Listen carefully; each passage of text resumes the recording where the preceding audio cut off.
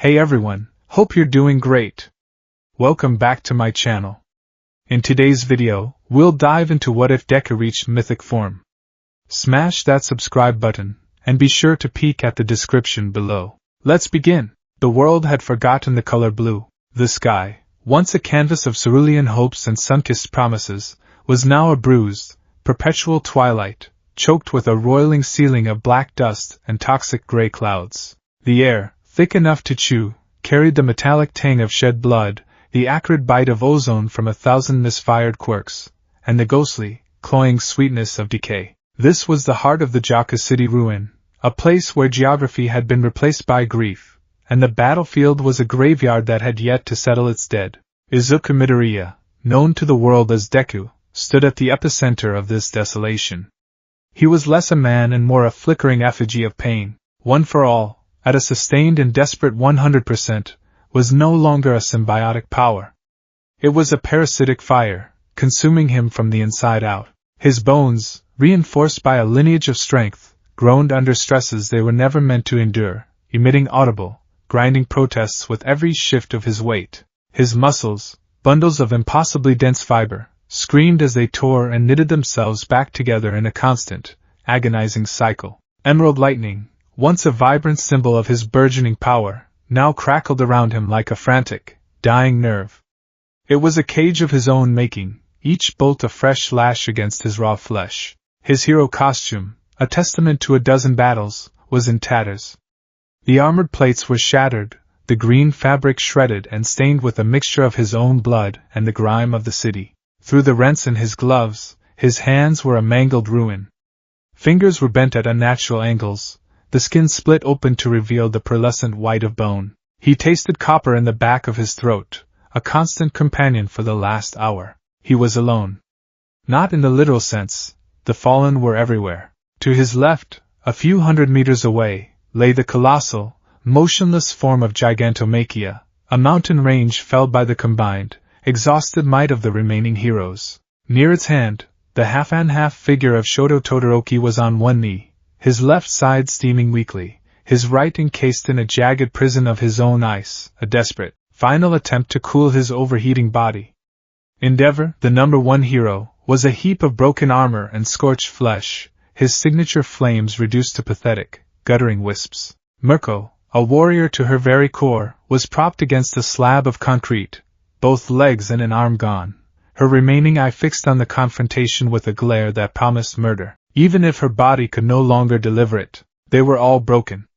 Every single one of them. The final line of defense had crumbled, leaving only him. The final ember of one for all, guttering against an apocalyptic storm. And the storm had a name, Tamura Shigaraki, or what was left of him, fused and perfected by the will of all for one, stood 20 feet away. He was a terrifying mockery of humanity, a porcelain-pale monster clad in a cape of writhing, black tendrils that seemed to drink the very light from the air. His white hair drifted around his head like a phantom's shroud, and the face that stared back at Deku was a mask of serene, nihilistic triumph. The scars around his eyes and mouth pulled his features into a permanent, chilling grin. He wasn't panting. He wasn't bleeding. He was pristine. He was inevitable. From a broken overpass a safe distance away, a skeletal figure watched through a pair of high-powered binoculars. Tashinori Yagi, All Might, felt each of Deku's agonized breaths as if they were his own. The hollow space in his chest where his power used to be ached with a phantom limb's agony. He was a ghost at the feast, a spectator to his own legacy's final, brutal act. He had passed on the torch, and now all he could do was watch as it burned his successor alive. The boy's pain was a physical weight on him, crushing his already frail lungs. Young Midoriya, he whispered, his voice a dry rasp. Please what? He thought, a wave of self-loathing washing over him. Survive? Win? It's too late. I asked too much of him. I put the weight of the world on the shoulders of a child, and now it's breaking him. Shigaraki took a slow, deliberate step forward, the ground groaning as if in protest. The silence stretched, thick and heavy, broken only by the crackle of Deku's self-immolating power and the distant, mournful whistle of the wind through skeletal skyscrapers. Look at you, Shigaraki's voice was a low, resonant rasp, devoid of the childish petulance it once held. It was the ancient, patient voice of All for One, layered over Tenko Shimura's seething hatred. The ninth. The final, flickering little flame of a foolish ideal. You hold it all, don't you? The hopes, the dreams, the power. Everything. He spread his arms wide, a gesture of grand, theatrical welcome to the surrounding devastation. And what has it accomplished? Your predecessors, they fought to build a world of symbols, a world propped up by pillars of false hope. I am here to prove the foundation was always rotten. And you, Izuku Midoriya, you are my final, greatest piece of evidence. He began to walk, a slow, circling pace like a shark testing the waters around a bleeding swimmer. You saved Eri? A single, beautiful miracle, and in the process you let Overhaul's ambition fester and created a power vacuum. You defeated Gentle Criminal, a man who just wanted to be seen, and did you change the system that created him? No, you just punched harder. Each word was a perfectly aimed dart, striking deep into the core of Deku's own doubts. You poured everything into this war. And look around. Heroes are dead. The public's faith is shattered beyond repair. This city, this entire country, is a scar that will never fade. You didn't save it. You just presided over its funeral. Deku gritted his teeth, a fresh wave of agony lancing up his legs as he forced himself to stay upright. You're wrong. He choked out, the words tasting of blood and failure. Am I? Shigaraki stopped his circling. A flicker of movement to Deku's right caught his attention. It was Bakugo. Katsuki Bakugo was a ruin in his own right. His right arm, the one that powered his explosions, was a mangled, useless mess. His face was a mask of blood and soot, but his crimson eyes still burned with defiant fire. He was trying to push himself up, trying to get back into a fight his body had long since abandoned. Kaken, stay down. Deku pleaded, his voice cracking. A slow, terrible smile spread across Shigaraki's face. It was the smile of a scientist who has just found the perfect catalyst for his experiment. With a speed that defied physics, a black tendril shot out from his back, not to strike, but to wrap around Bakugo's throat and torso, hoisting him into the air like a discarded doll. No! Deku screamed, lurching forward, but his legs screamed back in protest and buckled, sending him to one knee. The impact sent a shockwave of pure agony through his entire frame. Bakugo struggled, his one good hand clawing at the tendril. Let me go, you bastard! He snarled, his voice a strangled gasp. Shigaraki brought Bakugo closer, holding him directly in Deku's line of sight. This one, Shigaraki mused, tilting his head. This one has always been important to you, hasn't he? The rival. The goal. The first person you ever wanted to save, even when he didn't want it. He gently placed his 4 fingers on Bakugo's captured arm, the one that wasn't mangled. The 5th finger hovered ominously. You see, this is the fundamental flaw in your design, hero. Your strength is tied to others. You fight for them. Which means, to break you, all I have to do is break them. And his pinky finger touched down. There was no sound, no explosion. Only a horrifying, silent unmaking. The sleeve of Bakugo's costume turned to dust.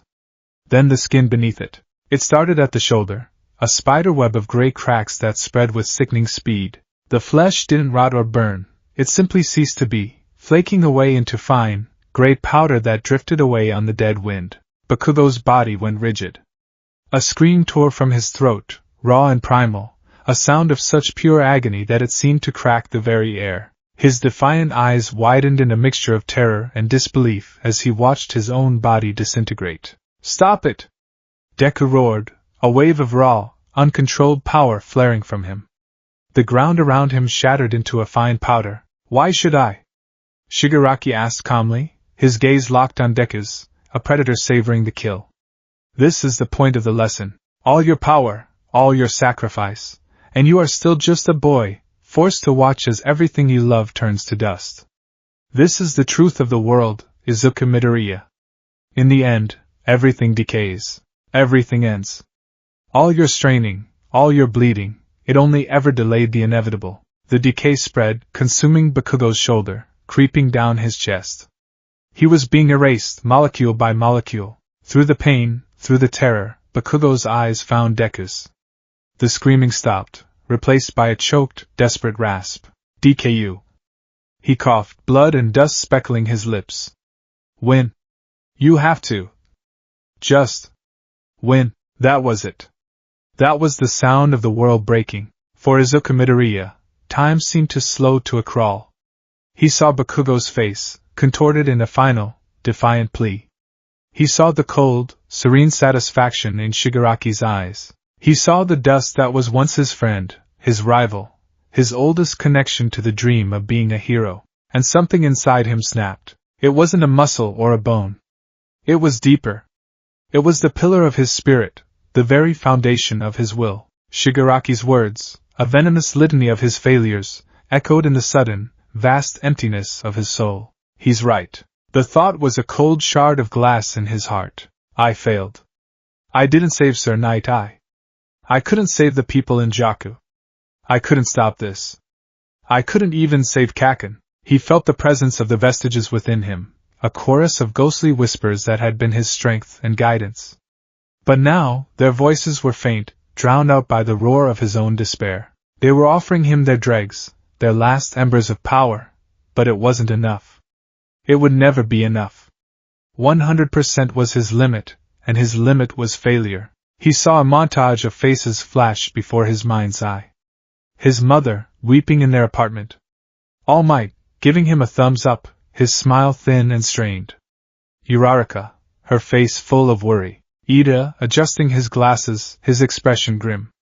Each face was a fresh wound. He had promised them. He had promised he would be their symbol, their hope.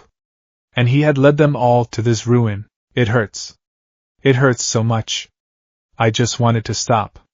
The thought was a siren's song, a sweet, seductive whisper promising the peace of oblivion. He could just let go. Let the fire of one for all consume him. Let it all end. Bakugo's pained, defiant shout echoed again. Win! And another voice, from a lifetime ago. All Might's voice, on that rooftop. You can become a hero. A single, defiant spark ignited in the vast, cold emptiness of his soul. It wasn't a thought. It was a feeling. A primal, instinctual rejection of the reality being forced upon him. It was the same feeling he'd had as a quirkless child, lunging at a sludge monster to save the very boy now turning to dust before him. It was pure, unadulterated, illogical self-sacrifice. No, the word was not spoken. It was a silent, atomic detonation in the core of his being. No. You don't get to win. You don't get to take him. You don't get to take any of them. He was at 100%. There was no 101%. There was no plus ultra left to give. The vestiges had nothing more. The well was dry, so he stopped drawing from the well. He reached deeper. He didn't reach for Nana Shimura's float or Haikid Shinomori's danger sense. He didn't reach for the second or third stockpiled energy. He reached past them, past the individual users, past their quirks and their memories. He reached for the very idea that connected them all. He reached for the concept of one for all. He reached for the selfless moment the first user offered his hand to his monstrous brother. He reached for the burning desperation of every user passing the torch, a defiant act of hope in the face of absolute darkness. He wasn't asking for their power anymore.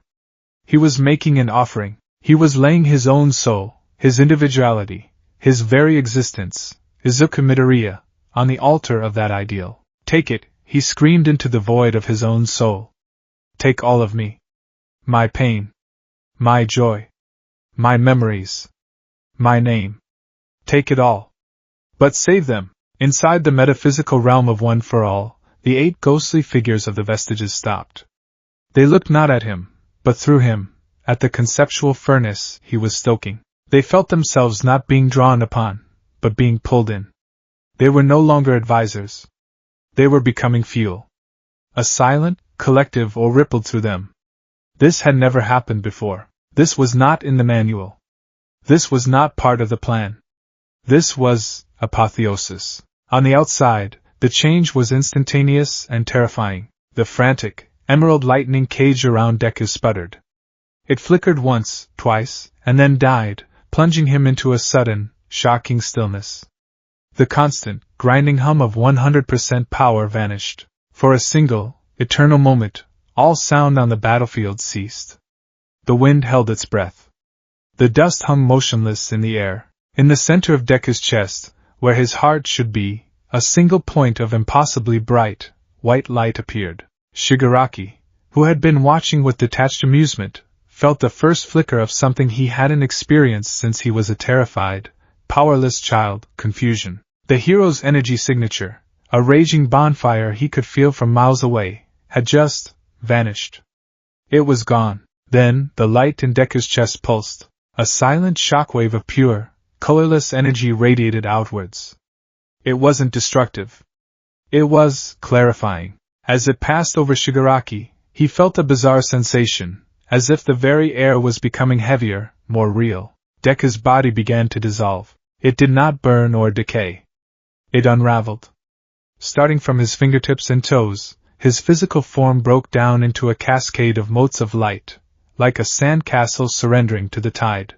The scarred, broken flesh, the torn costume, the blood, and the bone, it all sublimated into a swirling cloud of infinitesimal stars. His face was the last to go, his green eyes, wide and full of a terrifying, cosmic emptiness, looked straight ahead before they too dissolved into the growing nebula of light. What had been Izuku Midoriya was now a storm of pure, silent energy. Then, the storm collapsed inward. With the soundless finality of a dying star, all the light rushed back to a single point, condensing with impossible pressure. For a heartbeat, there was only darkness. And then, a new light was born. It was not an explosion. It was an unfurling. A silent, majestic bloom of cosmic power that washed the bruised sky with the colors of 1,000 nebulas. Hues of deep violet, brilliant gold, and ethereal sapphire bled into one another, swirling in gentle, silent currents. The oppressive gray was banished, replaced by a sight of such sublime and terrible beauty that it defied all comprehension. From the center of this cosmic aurora, a figure coalesced. It was shaped like Deku, but it was not him. It was a silhouette of pure, condensed night, a hole in the shape of a man cut out of the fabric of reality itself. Within that silhouette, a personal galaxy churned. At its core, a central star of blinding, pure white light burned with the intensity of a quasar, the defiant will of Izuku Midoriya. Orbiting this core were 8 smaller, distinct points of light, each a different color, each a vestige, now reduced to a loyal, celestial body. His head turned, and where his eyes should have been, 2 miniature galaxies swirled, containing an infinity of starlight. The figure had no mouth, no features, yet its intent was perfectly, terrifyingly clear. The green lightning was gone, replaced by soft, silent auroras of multicolored light that draped from its shoulders like a celestial cape. This was the mythic form. On the overpass, Toshinori dropped his binoculars. They clattered unheard onto the concrete. His breath hitched. This power, it was nothing like one for all. All for one stole. One for all gave. This new thing, simply was. It had the same fundamental weight as reality itself. It was as if a law of physics had gained sentience. Even Shigaraki, the perfected being, the self-proclaimed god of decay, took an involuntary step back. His mind, a fusion of his own cunning and AFO's centuries of experience, scrambled to analyze what he was seeing. It was a quirk. It had to be. But it had no signature, no heat, no radiation, no energy he could recognize or classify. It was like trying to analyze the concept of up. His own quirk, all for one, the ultimate power acquisition tool, felt like a child's net trying to catch the ocean. He could feel dozens of quirks within the being, but he couldn't touch them, couldn't steal them. They were integrated into something far older, far more fundamental. For the first time since his awakening, Tamura Shigaraki felt a cold, primordial knot of fear tighten in his gut. This was not a hero. This was not an opponent to be beaten. This was a change in the fundamental nature of the world. He was looking at a living, breathing axiom. The mythic form drifted forward. It didn't walk. Its feet hovered an inch above the pulverized ground, moving with a silent, impossible grace. The chaotic debris of the battlefield seemed to part before it, moved by some unseen, gentle force. Shigaraki's instincts, honed by 1,000 battles, screamed at him. Destroy it! Erase it! Now! He thrust his hand forward, the same hand that was disintegrating Bakugo. A wave of decay, visible as a ripple of grey death in the air, shot towards the approaching figure. It was an attack that could turn a skyscraper to dust in seconds. The wave of decay hit the mythic form's aura and vanished. It didn't explode. It wasn't blocked or deflected. It simply ceased to exist, like a drop of ink in the ocean. It was conceptually negated. The entity, Deku, continued its silent, serene advance. It paid Shigaraki no mind. Its galactic eyes were fixed on the one thing that mattered, Bakugo. Still suspended in the air, Bakugo's decay had progressed to his ribcage. The light was fading from his eyes. He was moments from death. The mythic form stopped. It stood directly before Shigaraki, close enough to touch. It was shorter than the villain, yet it seemed to loom over him, casting a shadow that was not of darkness, but of overwhelming presence. It did not speak. It did not need to. Slowly, with the deliberate grace of a celestial body moving through its ordained orbit, it raised one hand. The hand was a silhouette of midnight, fingers made of stardust. It did not reach for Shigaraki. It did not prepare to strike. The hand, palm open, was aimed at Bakugo's disintegrating body. Shigaraki's grin had long since vanished, replaced by a mask of tense, furious confusion. What was it doing? A final, pathetic healing attempt? A futile gesture? The mythic form did nothing more. It simply held its hand there, a silent, divine command, and the universe obeyed. The process of decay on Bakugo's body stopped. Not slowed, not paused. It stopped as if the command to decay had been retroactively erased from the timeline. The fine gray dust hovering where his shoulder had been froze in midair. Then it reversed. With a soft, shimmering sound like wind chimes made of glass, the dust coalesced. The gray particles swirled, weaving themselves back together. Color bled back into them. They became cells. The cells became tissue. Tissue became muscle, and muscle was covered by skin. The spiderweb cracks vanished. The wound healed in reverse, the process of unmaking flawlessly unwritten. In the space of 3 heartbeats, Katsuki Bakugo's body was whole again. Not healed, but restored. There was no scar, no sign of injury. It was as if the decay had never touched him. The black tendril holding him dissolved into nothingness, and he fell to the ground, landing in a heap. He coughed, drawing in a deep, shuddering breath, his wide eyes staring at his own perfectly intact arm, then up at the silent, cosmic being that had saved him. The chapter ends there. On the battlefield, a profound, deafening silence reigned. A hero had fallen, and a god had risen in his place. Shigaraki stood frozen, his ultimate power rendered utterly meaningless. The surviving heroes watched, their relief and joy strangled by an overwhelming, terrifying awe. Uraraka, watching from afar, had tears streaming down her face, but she didn't know if they were for the friend she had just gotten back, or the one she had just lost to the stars. And All Might, the man who started it all, finally understood the first user's most cryptic warning. One for All was not just a power to be wielded. It was a legacy to be fulfilled, and its final, terrible, magnificent purpose was not to create another symbol of peace, but to forge a new kind of existence entirely. A living myth. The silence that followed was a physical entity. It pressed down on the ruined world, heavier than any physical weight, more profound than any sound. It was the silence of a question mark hanging over the whole of creation. On the battlefield, broken bodies and broken minds were united in a single, shared moment of cognitive dissonance. They had just witnessed a miracle, and it was the most terrifying thing they had ever seen. Katsuki Bakugo lay on the ground, the dust of his own unmaking still clinging to his perfectly restored costume. He drew in another ragged breath, then another, his lungs burning as if he'd forgotten how to use them. He held up his arm, turning it over and over in the ethereal glow of the new dawn, and the impossible aurora emanating from the being that was once Deku. It was his arm. His skin. Not a single scar. Not a trace of the gray death that had been consuming him seconds before. He felt a phantom itch where the decay had been, a ghost of an agony his mind refused to let go of. His gaze flickered from his arm to the silent, cosmic figure, and the bravado that had defined his entire existence dissolved into a fine mist of pure, unadulterated awe. Tamura Shigaraki stood frozen, his hands still outstretched. The grin, his trademark expression of nihilistic victory, had been wiped clean from his face, leaving behind a blank canvas of shock. His mind, a supercharged processor containing his own formidable intellect and the encyclopedic malice of All for One, was spinning its wheels, throwing up nothing but error messages. Analysis, failure. Energy signature, null.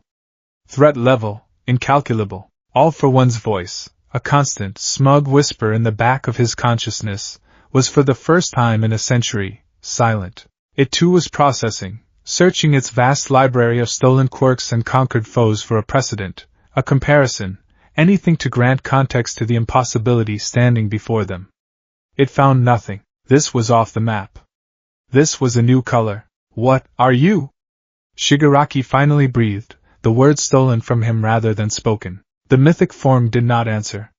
Its star-filled eyes, which had been fixed on the restored Bakugo, now turned to him. The movement was slow, fluid, and held the gravitational weight of a planet shifting in its orbit. When that gaze fell upon him, Shigaraki felt a pressure in his mind, not an attack, but a simple, overwhelming presence. It was the feeling a microbe might have upon becoming aware of the whale in whose ocean it swam. He was a god of destruction, a being who commanded the fundamental force of entropy. But the entity before him was not its opposite. It was not a god of creation. It was something else. It was the operating system. It was the context in which forces like creation and destruction existed. And it was looking at him as if he were a line of corrupted code. Primal instinct, the lizard-brained survival imperative that even a perfected being possessed, screamed. Rage, the familiar and comforting cloak for his fear, surged to the forefront. It doesn't matter what you are.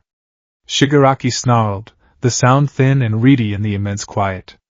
If you exist, you can be broken. If you can be broken, you can be erased. He abandoned all pretense of finesse. He became a conduit for every ounce of destructive power he possessed. The ground for a mile around him began to crack and turn gray as he drew upon the decay quirk at its absolute zenith. The black tendrils of his cape writhed and multiplied, a living storm of stolen power. He launched himself forward, not as a man, but as an avalanche of pure annihilation, his hand aimed for the very center of that cosmic silhouette. He would touch it. He would make it dust, just like everything else. The fight, if it could be called such, lasted less than 5 seconds. The mythic form did not brace. It did not dodge. It simply raised its other hand, its movements unhurried, as if tracing a pattern in the air. As Shigaraki's decaying touch was about to make contact, the entity's starlit fingers brushed against his wrist. There was no impact. No shockwave. Just a touch as light as falling snow. But in the metaphysical space that All for One and Tenko Shimura shared, a supernova detonated. For a century, All for One had been the perfect parasite. He had burrowed into his brother's quirk, lived within its descendants, and finally found his ultimate host in the broken soul of Tenko Shimura. Their bond was more than symbiosis. It was a fusion, a tangled, Gordian knot of will, memory, and power. The touch from the mythic form was a conceptual blade. It did not cut flesh or bone. It severed connection. Inside Shigaraki's mind, the calm, layered voice of All for One became a shriek of pure, unadulterated agony. The knot was not untied. It was sliced through with impossible, brutal precision. No! The shriek echoed not in Shigaraki's ears, but in the very architecture of his soul. It can't. My quirk, my brother's power, it's mine! Shigaraki felt a violent, tearing sensation, as if his very soul was being ripped in two. He saw flashes of a man in a black suit, his face a noseless horror, reaching for him. Then the image was violently torn away, sucked into a screaming vortex. The vast library of quirks, the centuries of memories, the cold, calculating intellect that had guided his every move. It was all being ripped out of him, a spiritual organ rejection of catastrophic proportions. He staggered back, clutching his head, a scream of his own tearing from his throat. His body convulsed violently. The cape of black tendrils, a manifestation of All for One's power, recoiled as if struck by lightning, then dissolved into black smoke, leaving him exposed and strangely small. The porcelain pale skin, a result of the fusion, began to flicker, reverting to the paler, scarred flesh of the original Tenko Shimura. The serene confidence in his eyes vanished, replaced by a dawning, animalistic panic. He was alone in his own head for the first time in years. The silence was deafening. The god had been exorcised. Only the broken man remained. What did you do to me?" he gasped, his voice now high and thin, the voice of Tenko once more. He felt naked, weak, his power suddenly clumsy and foreign. The mythic form gave no reply. Its task was not yet done. It lowered its hand and turned its attention from the sputtering villain to the world he had poisoned. It took a single, slow breath, and the world breathed with it. A pulse of soft, white light emanated from its core, spreading outwards not as a wave, but as a change in the state of being.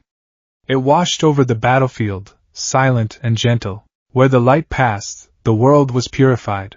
The thick, toxic dust that choked the air seemed to become heavy, falling to the ground like a gentle black snow, leaving the atmosphere shockingly clear. The ground itself, a gray, cracked wasteland scarred by decay, began to heal. The dust left by disintegrated buildings and people swirled, coalescing, not into their original forms, but into simple, clean earth.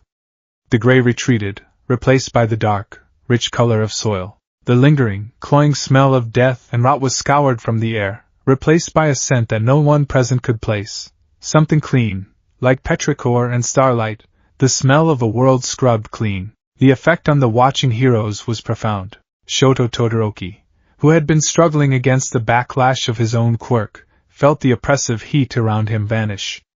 The very air seemed to cool, to soothe the burns on his left side. The jagged cage of ice on his right, which had been a desperate act of self-preservation, began to melt, not from heat, but as if it was simply losing its will to remain frozen. Endeavor, lying broken in his armor, watched as the last, pitiful embers of his fire on the surrounding debris were not blown out, but simply extinguished. The fuel for his flame, the rage, the ambition, the very heat of conflict, had been scrubbed from the atmosphere.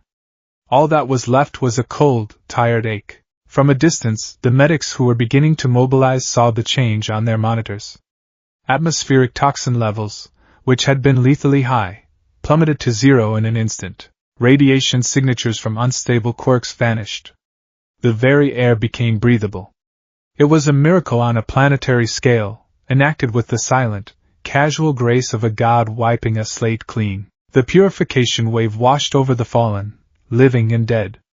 It did not resurrect them. The entity's power, it seemed, was not one of creation from nothing. It respected the finality of death. But for the living, it was a balm. It neutralized the lingering poisons, sealed the smaller wounds, and washed away the grime, leaving them lying in a field of clean earth under a sky that was slowly, impossibly turning a soft, pre-dawn blue. Now only one task remained. The mythic form glided towards the collapsed form of Tenko Shimura. The villain scrambled backward, crab walking through the new soil, his eyes wide with a terror that was now entirely his own. All for one was gone. The monster was gone. All that was left was a deeply disturbed man with a horrifyingly destructive power he no longer fully controlled. "Stay back! Get away from me!" he shrieked, thrusting a hand forward. A pathetic fizzle of decay shot out, dissipating a few feet from his palm. His quirk, once a force of nature, was now sputtering, disconnected from the iron will that had perfected it. The mythic form did not stop. It flowed over the ground until it stood over him, a silhouette of midnight against the rising sun. The first rays of dawn were beginning to crest the horizon, painting the edges of the distant, undamaged buildings in hues of orange and gold. It was the dawn of a new day, a new world. Slowly, the being knelt. It lowered itself to Tenko's level, an act of such profound stillness and grace that it seemed to take an eternity. Then, it reached out its hand, the one made of swirling stardust and endless night. Tenko flinched, squeezing his eyes shut, expecting a blow or erasure, or a pain beyond comprehension. He felt a touch on his forehead. It was impossibly gentle. There was no heat, no cold, just a simple, physical connection. And then, his universe shattered. The entity did not kill him. It did not harm him. It did something far more devastating. It shared. It opened a floodgate in his mind, and through that touch, it poured a single, unbearable concept into the broken vessel of Tenko Shimura's soul: empathy. He didn't just see the consequences of his actions, or the crimes of All for One. He felt them. He felt the sudden, blinding terror of the civilian whose body was turned to dust in a microsecond, her last thought a confused panic for her child who was holding her hand. He felt the centuries of suffocating loneliness and despair of the vestiges trapped within One for All, their lives cut short, their dreams turning to ghostly echoes. He felt the hope in the heart of Nana Shimura as she faced All for One, a fierce, protective love for her family and her successor, and then the crushing, brutal finality of her death, her spirit screaming as it was torn from the world. He felt his grandmother's love and her sacrifice, and the weight of it crushed him. He felt the terror of every man, woman, and child whose quirk was stolen by All for One.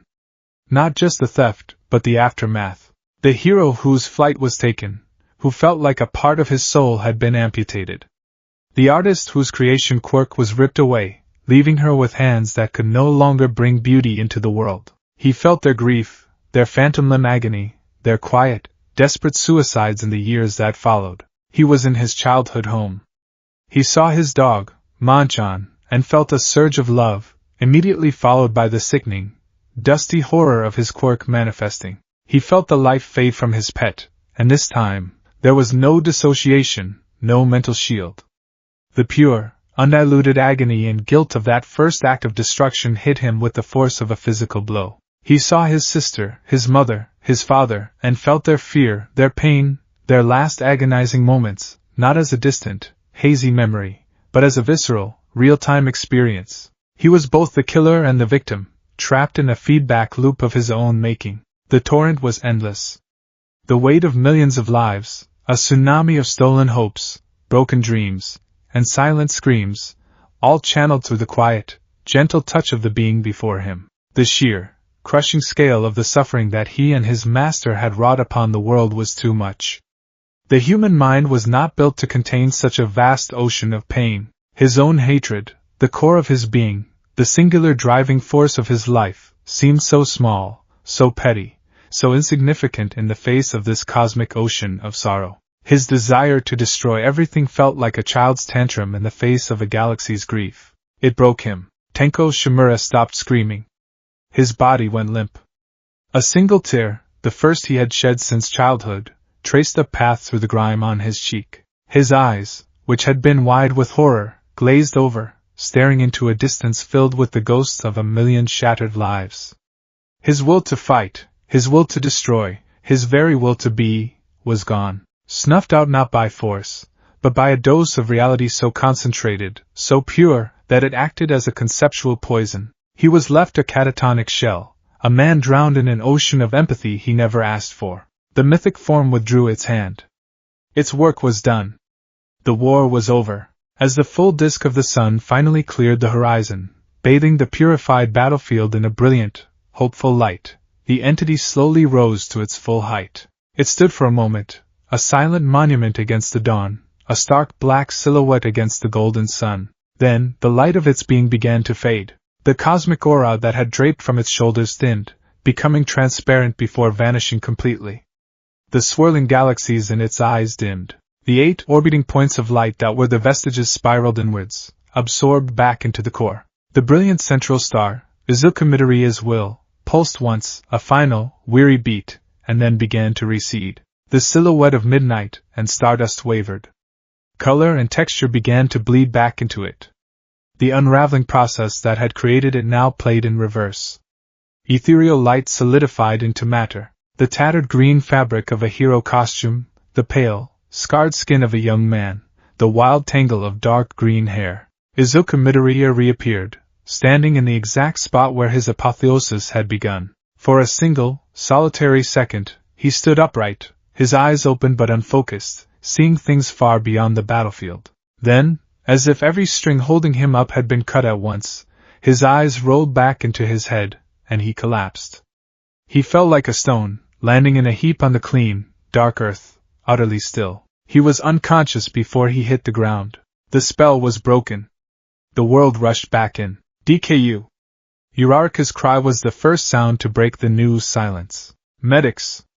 Get over here, now!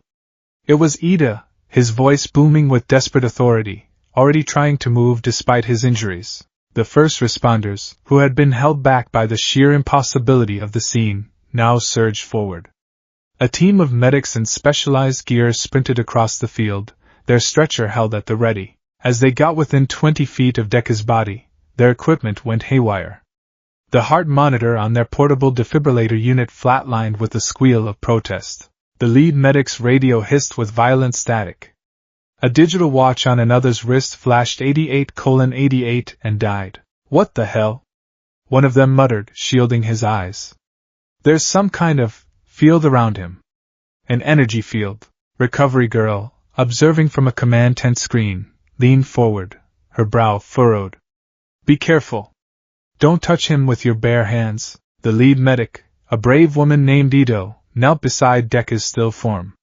He was lying on his side, his face peaceful, as if asleep. But his body told a different story. The old scars, the ones from his reckless early days, were still there. But new marks covered his skin. They weren't burns. They weren't cuts. They were intricate, fractal patterns of dark, bruised-looking tissue, branching out from his chest, across his arms and legs, like black lightning had been frozen under his skin. They looked like Lichtenberg figures, the patterns left by a real lightning strike. But within the dark lines, if you looked closely, there was a faint, almost imperceptible shimmer, like trapped starlight. Constellations carved into his very flesh. They were starburns, the physical price of containing a galaxy. His vitals are. I can't get a reading, Ito said, her professional calm cracking. But he's breathing. He's alive. The relief that washed over the distant heroes was immediate and overwhelming. But it was followed by a chilling, secondary wave of fear. Bakugo had pushed himself to his feet. He staggered across the field, his crimson eyes locked on Deku's fallen form. He ignored the medics, ignored the calls for him to get treatment. He stopped a few feet away, his chest heaving. He looked from the catatonic, drooling shell of Tenko Shimura, to the purified battlefield, then back to the unconscious boy who had done it all. The rivalry was dead. He knew it in that instant. How do you rival a hurricane? How do you surpass a sunrise? The anger, the frustration, the burning need to be better than Deku, it all felt childish and absurd. He had watched the nerd, the crybaby he had tormented for a decade, die and be reborn as a living law of nature. And in the process, that nerd had saved him without a second thought. The complex knot of emotions in his chest, guilt, gratitude, terror, and a profound, soul-shaking respect, was too much to process. He could only stare speechless. Uraraka finally reached the scene, her own injuries forgotten. She pushed past the medics, her heart pounding a frantic rhythm of terror against her ribs. She fell to her knees beside Deku, her hand hovering over his shoulder, afraid to touch him. She saw the starburns branching across his neck and cheek. She saw the unnatural stillness of him. This wasn't the triumphant exhaustion she had seen on him after other battles. This was an absolute, fundamental emptiness. She had been terrified of losing him to the fight, but now a colder, deeper fear gripped her. They had won. But what if they had lost him in the victory? Tears streamed down her face, hot and silent. From the overpass, Toshinori Yagi finally lowered his gaze. He didn't need binoculars to see the truth. He felt it in the quiet hum of the one for all embers that still resided within him, a ghost of a connection that would never fully fade. He had passed on a torch, but he had never, in his wildest dreams or most terrifying nightmares, imagined it would become a supernova. He saw the starburns on his successor's body, and he understood. Those were not injuries that would heal. They were a transmutation. A permanent scar left by divinity. He had asked a boy to become a symbol.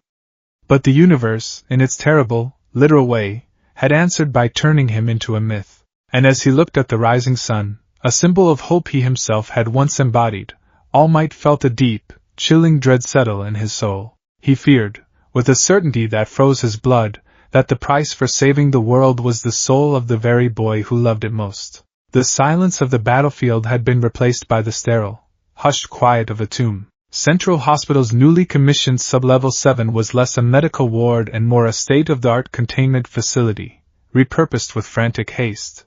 The walls were 3 feet thick, woven with lead, tungsten, and a proprietary alloy designed by the Yayarosa family to dampen quirk energy. The air was recycled through a closed system, filtered for contaminants both biological and metaphysical.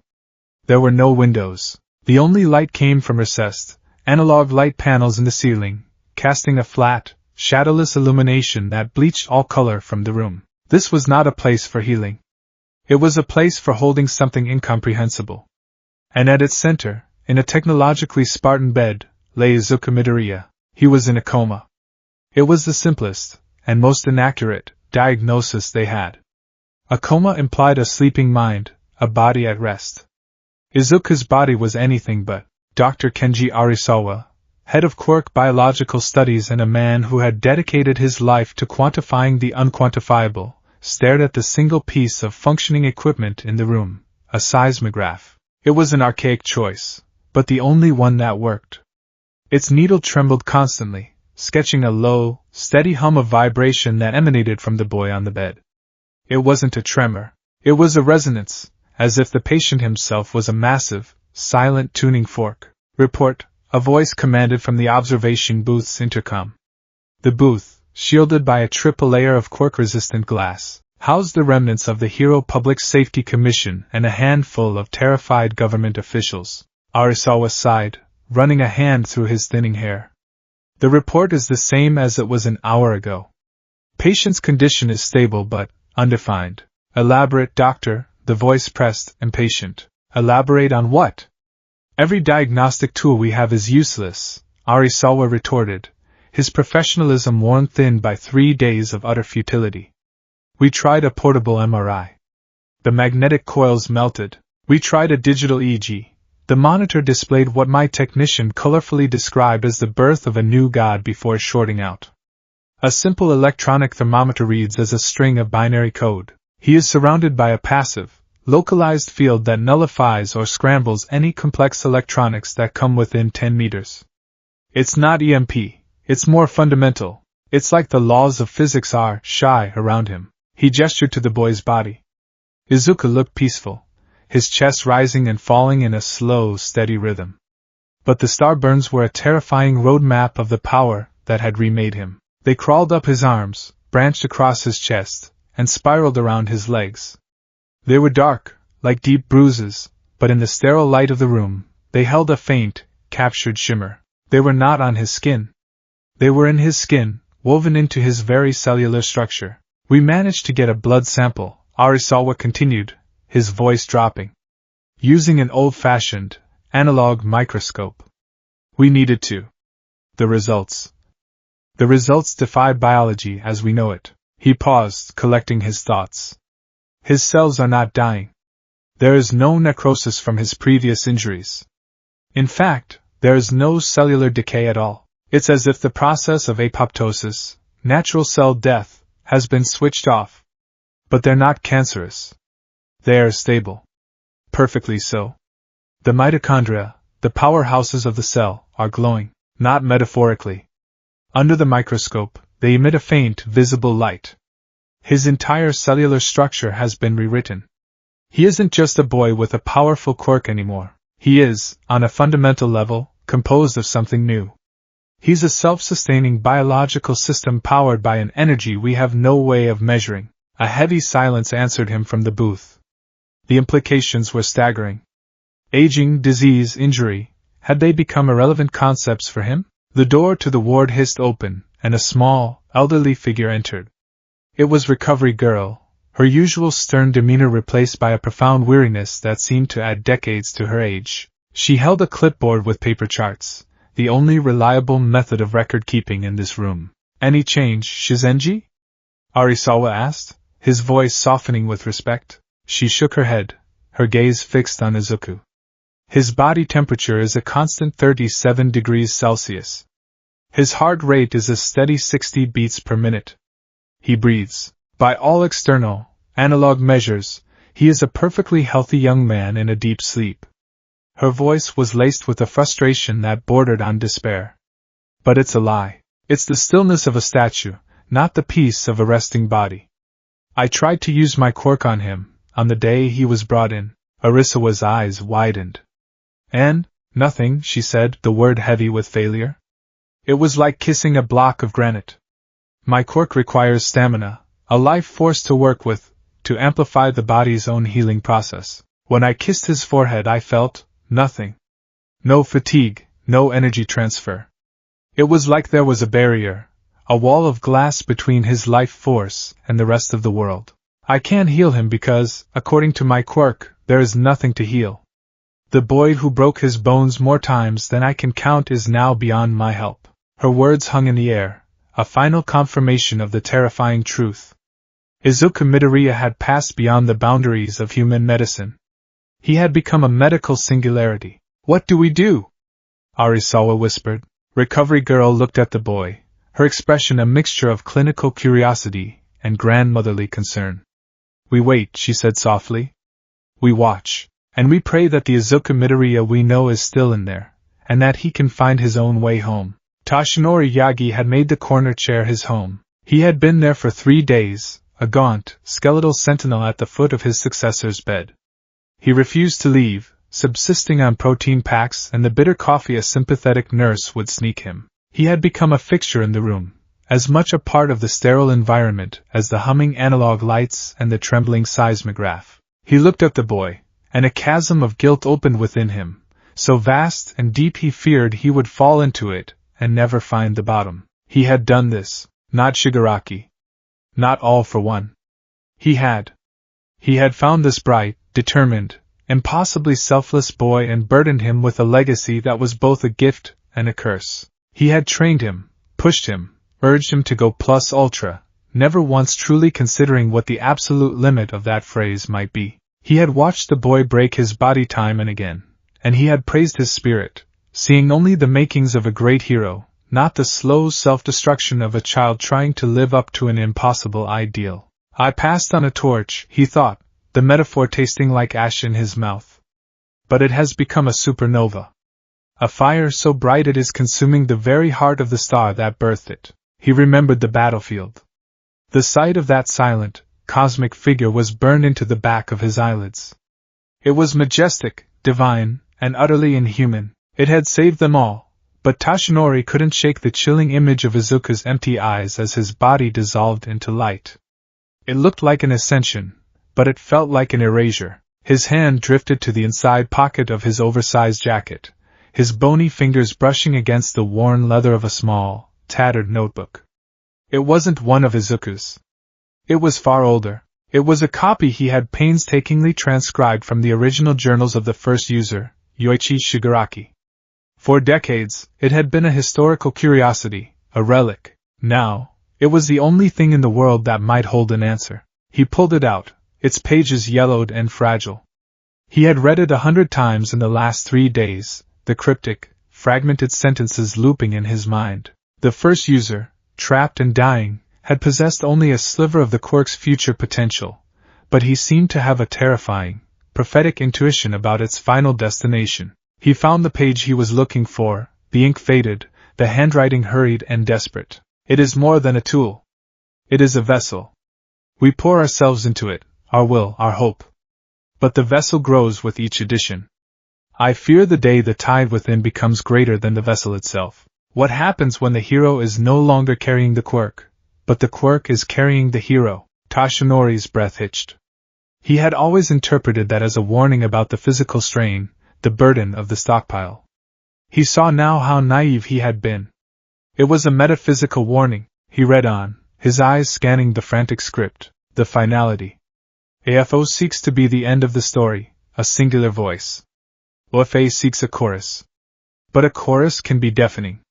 It can drown out a single voice, even the one that leads the song. The cost of becoming the song itself is the loss of the singer. The singer. Izuku. A cold sweat beaded on his forehead. The cost of becoming the song. He had watched it happen. He had watched Izuku stop being the singer and become the symphony itself, a beautiful and terrifying piece of music that no longer had a composer. The final passage on the page was the one that haunted his waking moments and stalked his brief, fitful attempts at sleep. It was barely legible, a scrawl near the bottom margin. To save all, one must give all. Not just life. Not just power. The self. The name. The final ember must be offered. Will there be anything left of him when the fire dies down? Or only the shape of his sacrifice? Toshinori closed the notebook, his hand trembling. He looked at Izuku's peaceful face, at the boy who loved his mother's katsudon, who muttered endlessly about hero stats, who cried with overwhelming empathy for others. Was all of that just gone? Offered up as fuel to power a miracle? Was the shape of his sacrifice the only thing left, a divine puppet animated by a heroic ideal, with no Izuku Midoriya at the controls? He leaned forward, his elbows on his knees, his face in his hands. The hollow space where One for All used to reside ached with a unique, terrible grief. He had given his power to this boy to give him a future, a chance to be the hero he always dreamed of being. Instead, he had given him an ending. A divine, glorious, an absolute ending. "I'm sorry, my boy," he whispered into the sterile silence of the room. The words were a pathetic, useless offering. "I'm so sorry." He didn't notice the change at first. It was subtle. The low, steady hum picked up by the seismograph began to fluctuate. The needle quivered, sketching higher peaks and deeper valleys. The analog lights in the ceiling flickered once, twice. A faint pressure built in the room, like the air being compressed before a storm. Dr. Arisawa, who had been conferring with Recovery Girl near the door, froze. "What was that?" Recovery Girl's eyes were locked on the bed. "Toshinori," she said, her voice sharp with alarm. All Might looked up. The shimmering, star-like quality of the burns on Izuku's skin was intensifying. They pulsed with a soft, internal light, turning from dark bruises into a web of glowing, celestial rivers. The air in the room grew cold, and the low hum became an audible, harmonic tone, like a choir warming up in a vast cathedral. And then, Izuku Midoriya's eyes snapped open. They were not the familiar, vibrant green eyes of the boy he knew. They were the eyes he had seen on the battlefield. Two bottomless pools of night, filled with swirling, miniature galaxies. They were not focused on anything in the room. They seemed to be looking through the walls, through the planet, into the heart of distant, dying stars. They held an eternity of knowledge and a terrifying, cosmic indifference. Toshinori's heart hammered against his ribs. "Young Midoriya," he breathed, taking a half-step forward. Izuku sat up. The movement was not human. It was unnervingly smooth, silent, and fluid, lacking the subtle shifts and strains of a biological body. He tilted his head, his galactic eyes scanning a reality no one else could perceive. Then he spoke, and the sound was the most horrifying thing Toshinori had ever heard. It was Izuku's voice, but it was buried under layers of others. It was a chorus, a chord of 9 distinct voices speaking in perfect, chilling unison. He could hear the faint, rough baritone of the fourth, the gentle, firm alto of Nana Shimura, the ancient, reedy tenor of Yoichi Shigaraki, and others he couldn't place, all layered over Izuku's own familiar tenor. It was a voice that echoed with the weight of generations, with the power of a living pantheon. "The threads are frayed," the chorus voice announced to the empty air. The words were clear, but the meaning was utterly alien. It was a statement of cosmic fact, delivered with the dispassionate tone of a weather report. "The song is discordant. A pattern unravels at the edge of the weave." It raised a hand, staring at its own fingers as if they were a foreign concept. The glowing starburns on his arm pulsed in time with his words. "So much noise. The resonance is wrong, a dissonant frequency." Dr. Arisawa and Recovery Girl were frozen by the door, their faces pale with shock and fear. This was not a patient waking from a coma. This was something else entirely, something ancient and powerful wearing a young man's body like a suit. All Might, however, saw something else. He saw the faint tension in the line of the boy's jaw, the subtle tremor in the outstretched hand. Beneath the divine pronouncements and the cosmic perception, he saw a flicker of the human. "Izuku!" he called out, his voice louder, more desperate. "My boy, can you hear me? Fight it!" The being's head snapped towards him. For the first time, the galactic eyes seemed to focus on him, to truly see him. A flicker of recognition, of confusion, crossed the inhumanly calm features. The chorus of voices faltered for a moment, a single voice trying to break through the harmony. All might. The voice was still layered, but Izuku's was momentarily stronger, a note of pure, terrified confusion. And then, the pain hit, the being's calm shattered. Its back arched, and a sound tore from its throat. It was not the layered divine chorus. It was a single, human scream of pure, unadulterated agony. It was the sound of Izuku Midoriya. It was the shriek of a finite, mortal mind being forcibly stretched to encompass infinity, and shredding under the strain. His hands flew to his head, his fingers digging into his scalp. The glowing starburns flared violently, bathing the room in a strobing, celestial light. The seismograph needle red line then snapped. The analog light panels overhead exploded in a shower of sparks, plunging the room into the dim, emergency lighting from the hallway. "It's too much!" he screamed, his voice raw and torn. "The lights, the sounds, I can see it all. I can feel it all. Make it stop. Please make it stop." He wasn't just hearing the hum of the hospital, or seeing the doctors. He was seeing the emotional auras of everyone in the building, a blinding cacophony of fear, hope, and pain. He was hearing the subtle, discordant hum of a failing power grid half a city away. He was feeling the gravitational pull of the moon. His senses, expanded to a cosmic scale, had been turned into instruments of torture. The human brain was not meant to process the symphony of the universe all at once. Just as suddenly as it began, it ended.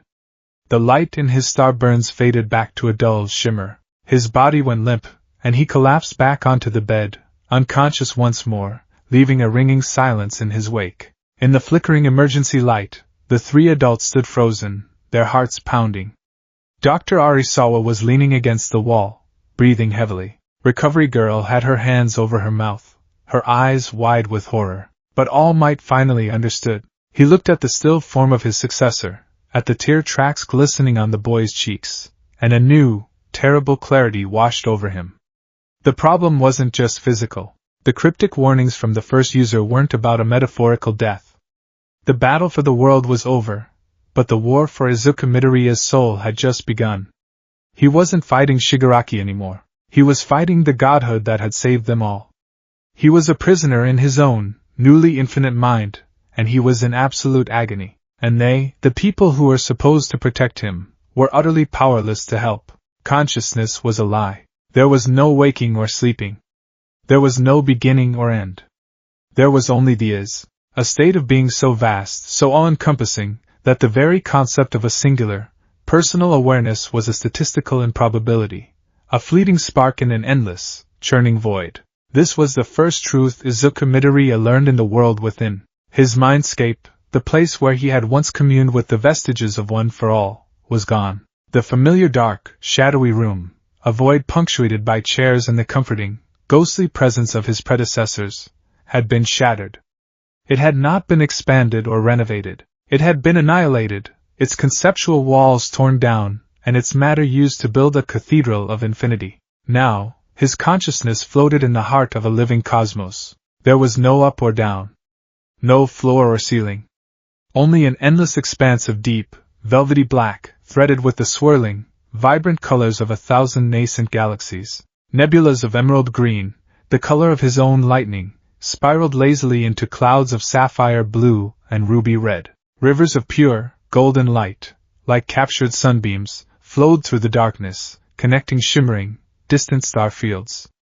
It was a place of sublime, silent, and soul-crushing beauty. It was the inside of his own mythic form. He had no body. He was a point of awareness, a disembodied thought drifting on cosmic tides. He tried to call out, but he had no voice.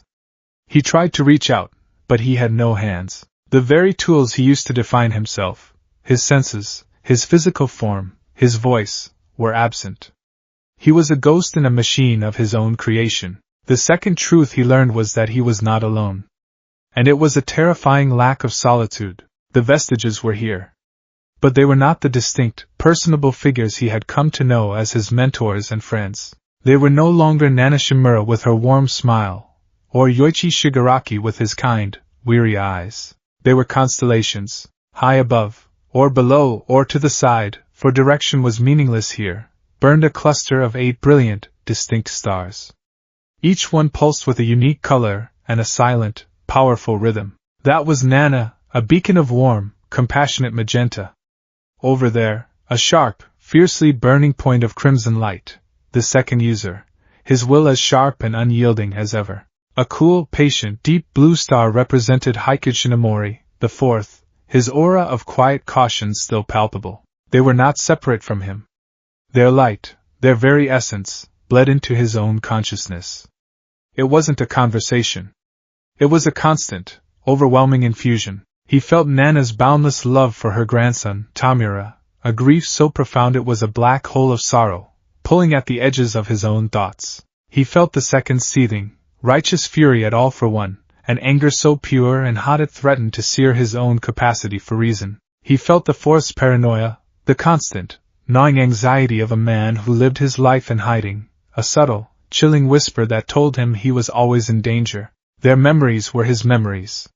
He remembered the sting of scraped knees from a childhood that wasn't his.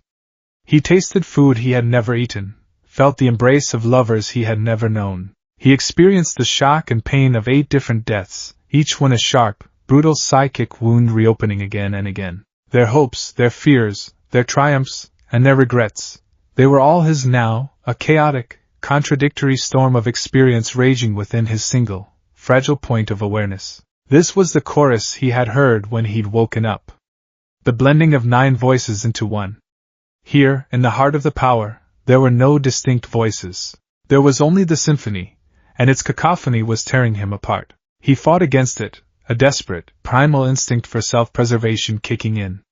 He tried to build a wall in his mind, to separate him from them. My name, he thought, the concept a slippery, difficult thing to grasp. My name is... The answer came not as a single thought, but as a flood. Yoichi, Lariat, In, Nana, Izuku. The names swirled together, losing their distinctiveness. The I was becoming a we. No! The thought was a silent scream, a flare of defiance in the cosmic dark. I am one person. He tried to focus, to find an anchor in the storm. A memory. His memory. Something that belonged only to him. He reached for the image of his mother, Inko Midoriya. He tried to picture her face, her kind smile, her perpetually worried eyes. For a moment he saw her, standing in their small apartment kitchen, a plate of katsudon in her hands. The image was a lighthouse in the fog, but then, the memory was corrupted. Nana Shimura's love for her own son bled into it, twisting the image. His mother's face flickered, momentarily replaced by Nana's. The katsudon became a simple onigiri, offered by a different mother to a different son in a different time. The feeling of warmth and safety was tainted by the sharp, bitter tang of Nana's regret at leaving her child behind. His pure memory had been co-opted, absorbed into the collective. Panic, cold and sharp, lanced through him. He was losing himself. The very fabric of his identity was unraveling, its threads being woven into a tapestry he had no control over. Izuku Midoriya was not a person anymore. He was just one of 9 ingredients in a complex, divine stew. He was being digested by his own power. This was the third and most terrifying truth. The mythic form, the power that had saved the world, was an engine of erasure. It had been born from his desperate offering of self, and it was now methodically collecting on that offer. Its purpose was to create the perfect, conceptual symbol of peace, a being of pure, unadulterated heroism. And a perfect, abstract symbol could have no personal history, no individual attachments, no name. It could not be a person. It had to be an idea. He was not dying. He was being sublimated. A wave of utter, soul-deep despair washed over him. How could he fight this? How could a single, flickering candle stand against the combined light of 8 other stars? How could one man's history compete with the weight of a century-long legacy? It was hopeless. He was a raindrop falling into the ocean. The end was inevitable. It was only a matter of time before the drop ceased to be, becoming one with the sea. Maybe it was for the best. The thought was seductive, a whisper of peace in the heart of the storm. If he just let go, the pain would stop. The confusion, the fear, the crushing weight of 9 lives, it would all fade into a serene, unified purpose. He would be the symbol of peace. He would exist only to protect, to save, to inspire. There would be no more doubt, no more fear of failure, no more grief. It was the ultimate expression of his own lifelong dream. To be the greatest hero. He felt his resistance beginning to crumble. The fight was so exhausting. It would be so easy to just surrender. To let the concept of Izuku fade away and embrace the Deku that the world needed. He felt the collective consciousness of the vestiges sense his surrender. There was no malice in it, no triumphant conquest. There was only a gentle, welcoming pull, a chorus of silent voices whispering, "It's all right. Let go. Become one with us. Fulfill the purpose." His point of awareness began to drift towards the center of the mindscape, towards the blindingly bright core where all the rivers of light converged, the place where individuality went to die and become part of the whole. This was it. The end of Izuku Midoriya. He closed his metaphorical eyes, ready for the end. And in the darkness, a face appeared. It wasn't his mother's. It wasn't All Might's. It was Ochako Uraraka. The memory was sharp, clear, and fiercely, defiantly his.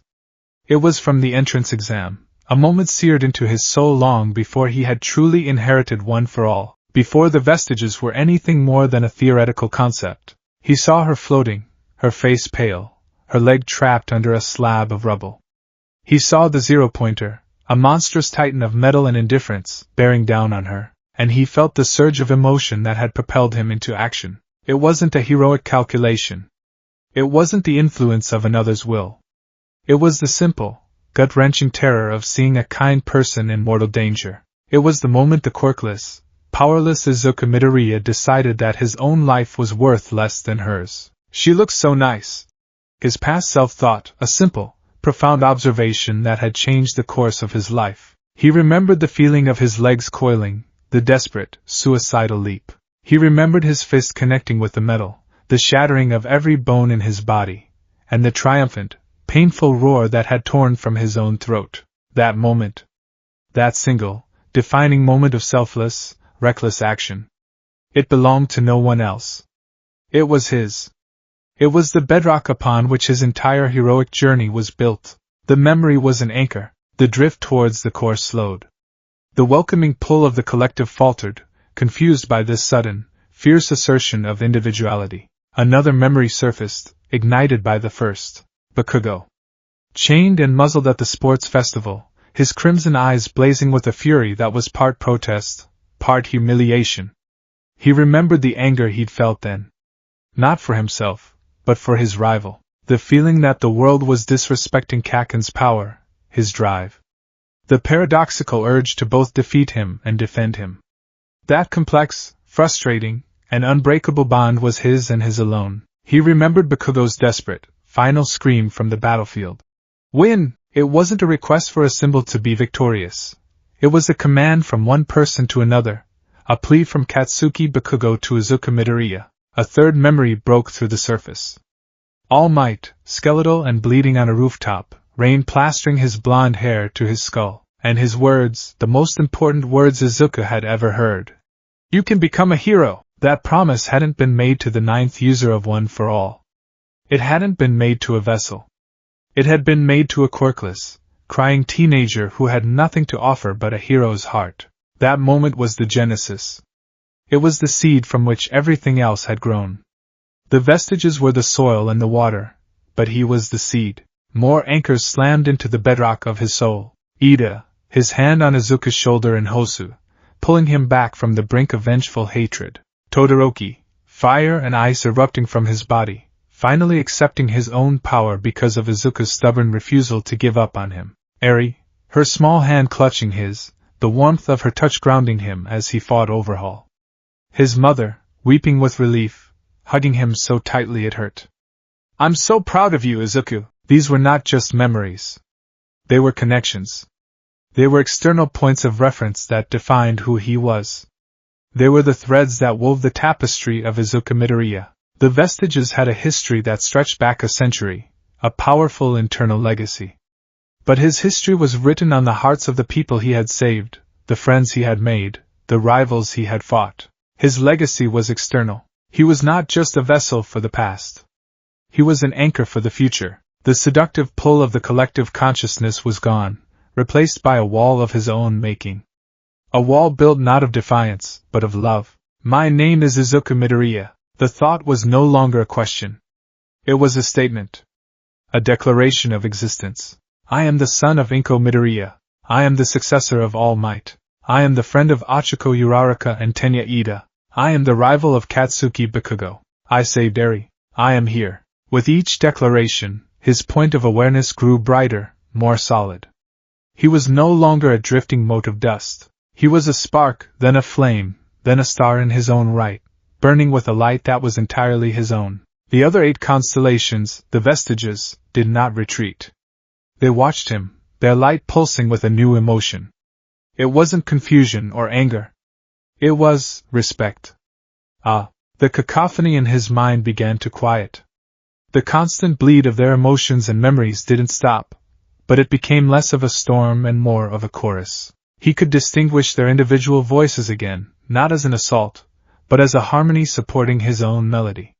He could feel Nana's grief without being consumed by it. He could feel the second's anger without it becoming his own. He had found the distinction between empathy and absorption. He had been fighting to push them out, to build walls. He realized now that was the wrong approach. The solution wasn't to silence the chorus. It was to learn to sing lead. He was the 9th. The final piece. The one who had completed the quirk and pushed it into this new, terrifying state. The power wasn't just theirs anymore. It was his. He wasn't just its inheritor. He was its master. The mindscape began to shift, responding to his newfound sense of self. The endless, overwhelming cosmos remained, but it felt less oppressive, less alien. It was no longer a prison. It was his domain. He still had no body, but he could feel the potential for one. He could sense the interface between this internal world and the physical reality he had left behind. He could feel his own heart beating in a hospital bed far, far away. He could feel the cold tile of the floor, the hum of the lights, the worried presence of his mentor. He wasn't trapped. He was just disconnected. The final, and most important, truth dawned on him. The mythic form hadn't tried to erase him out of malice. It was simply following its programming, born from his own desperate plea to take all of me. It was an engine of sacrifice, and it had been running its course. By reasserting his own identity, by proving that Izuku Midoriya was not something to be sacrificed but was in fact the most critical component of the hero Deku, he had rewritten the code. He had introduced a new parameter. The goal wasn't to become an abstract symbol. The goal was for Izuku Midoriya to be that symbol. He did not know how long he had been in this state, a day, a week, a month. Time had no meaning here. But he knew, with a sudden, bone-deep certainty, that it was time to go back. He focused on the distant, rhythmic beat of his own heart. He used his connections to his friends and family, the anchors he had fought so hard to reclaim, as a lifeline, a tether back to the world of the living. He pulled on them, not with physical strength, but with the force of his will, with the simple, profound desire to go home. The endless cosmos began to recede, the swirling nebulas and star fields collapsing into a single point of light behind his eyes. The chorus of the vestiges faded into a gentle, supportive hum in the back of his mind. He felt the rough texture of a cotton sheet against his skin. He smelled the faint, antiseptic scent of a hospital room.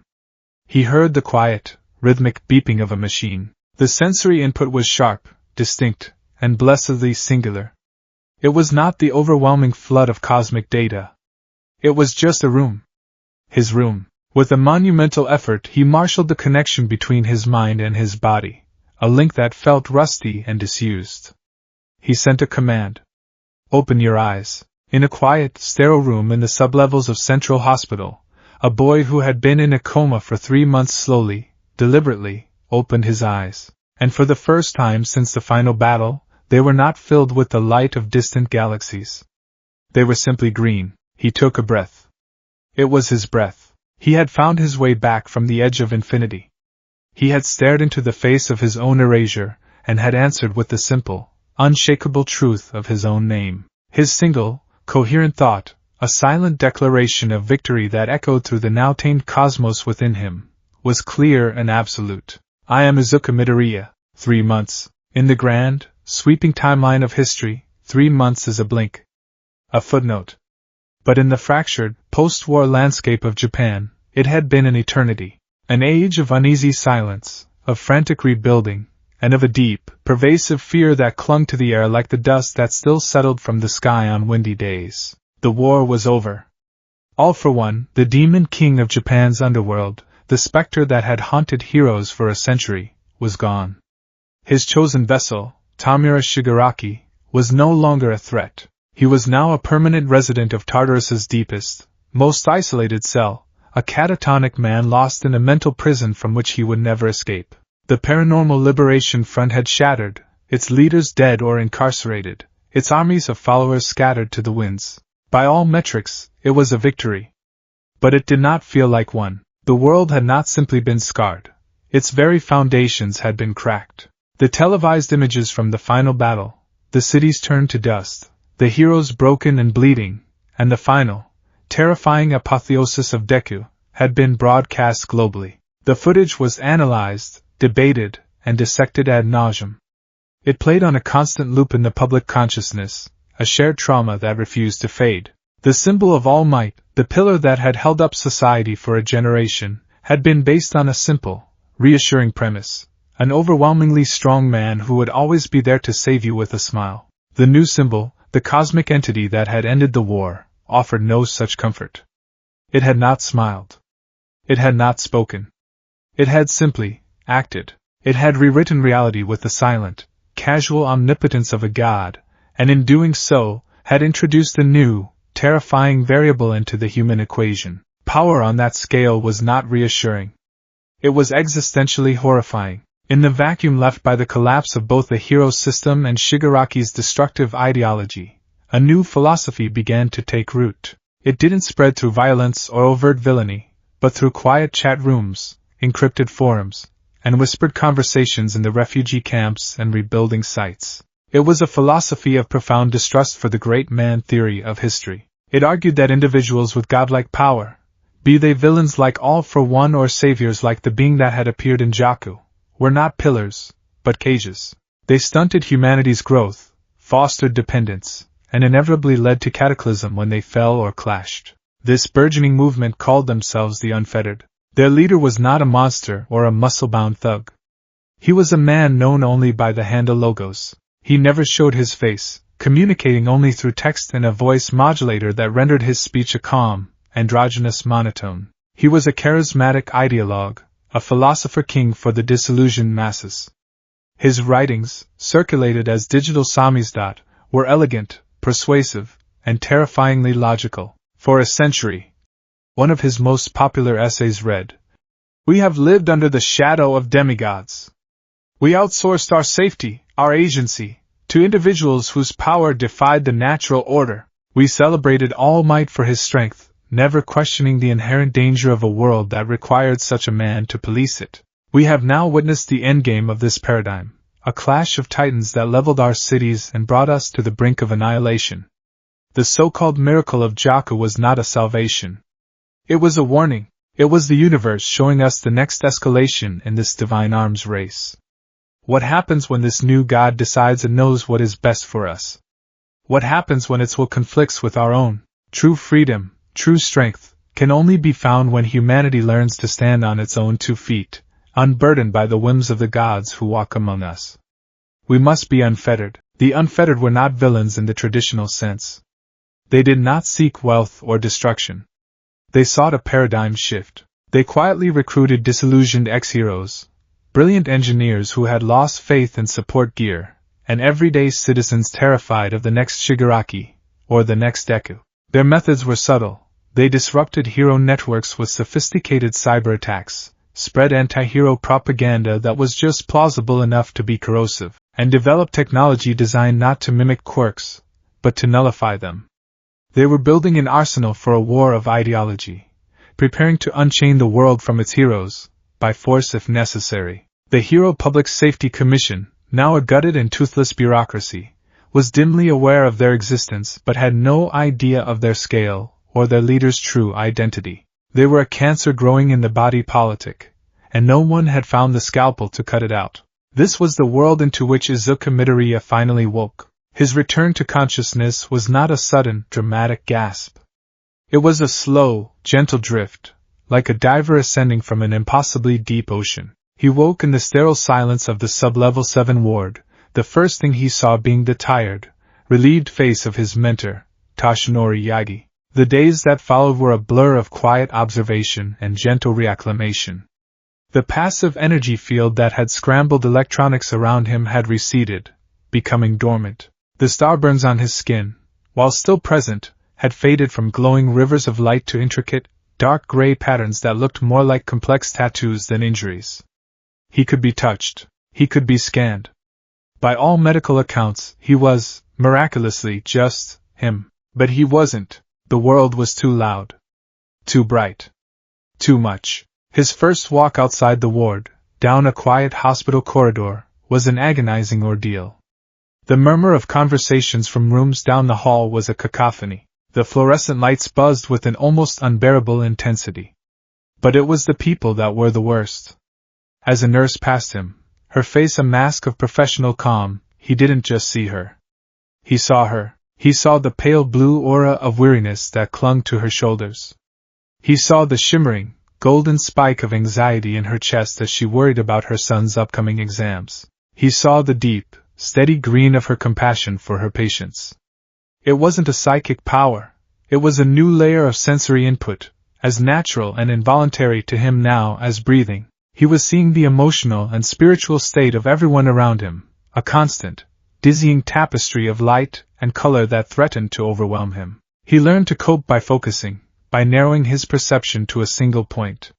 He would look at the floor when he walked. He would concentrate on the sound of his own breathing to drown out the emotional noise of others. He became quiet, withdrawn, his brow often furrowed in concentration. The boy who once muttered endlessly about heroes was now profoundly silent, his mind occupied with the monumental task of simply existing in a world that was screaming at him. His reunion with his friends from Class 1A was a study in loving, desperate awkwardness. They had been barred from visiting him in the high-security ward, their only updates coming from a tight-lipped All Might. When Izuku was finally moved to a regular room, they descended upon him like a worried, boisterous storm. "Deku! You're awake!" Uraraka was the first one in, her eyes wide and shining with unshed tears.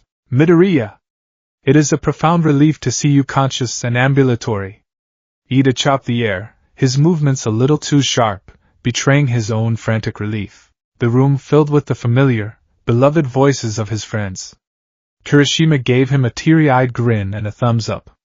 Yayorozu presented him with a specially blended, nutrient-rich tea. Ashido and Kaminari were already arguing about what movie they should all watch to celebrate. And through it all, Izuku sat on the edge of his bed and smiled, a small, tired smile that didn't quite reach his eyes. He wanted to be happy. He was happy, in a distant, intellectual way. But their presence was an assault. Uraraka's aura was a blinding, swirling vortex of rosy pink affection and deep, terrified blue concern, so intense it made his teeth ache. Ida's was a block of rigid, royal blue loyalty, shot through with flickering, silver lines of anxiety about the future of Heroes Society. Kirishima's was a simple, warm, solid rock of crimson friendship. He tried to focus on their words, but their auras were shouting. "So, what was it like?" Kaminari asked, his usual tactlessness dialed up to 11 by his excitement. "I mean, you went all supernova. Did you see, like, the secrets of the universe or something?" The room went quiet. Kaminari winced as Jiro's earphone jack poked him sharply in the ribs. Izuku's smile wavered. He looked down at his hands, at the faint, star-like patterns on his knuckles. "I don't remember much," he lied. It was a kinder lie than the truth, which was that he remembered everything, and the memory was a weight that threatened to crush him. He remembered the feeling of his own identity dissolving like sugar in water.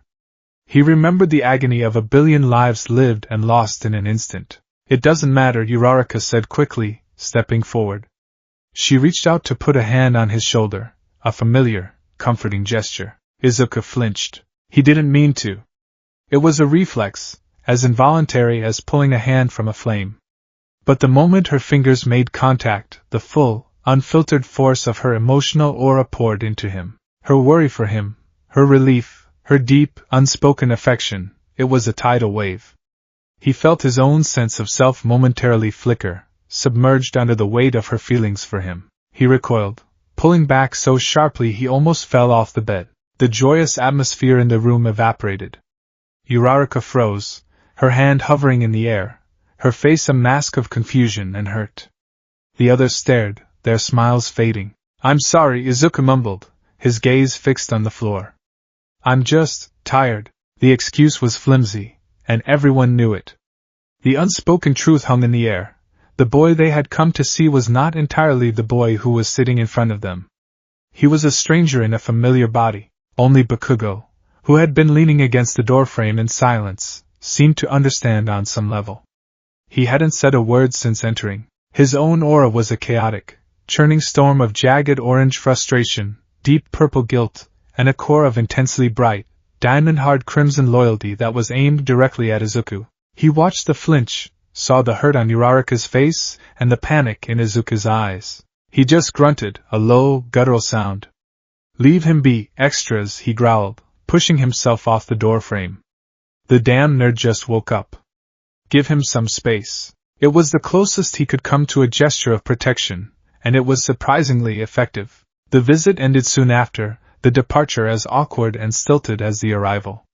As Uraraka left, she gave him one last, searching look, her aura a swirling mix of hurt and a desperate, unwavering hope. The sight of it was a physical pain in his chest. When the door closed, leaving him in the silence with only All Might, Izuku finally let his mask drop.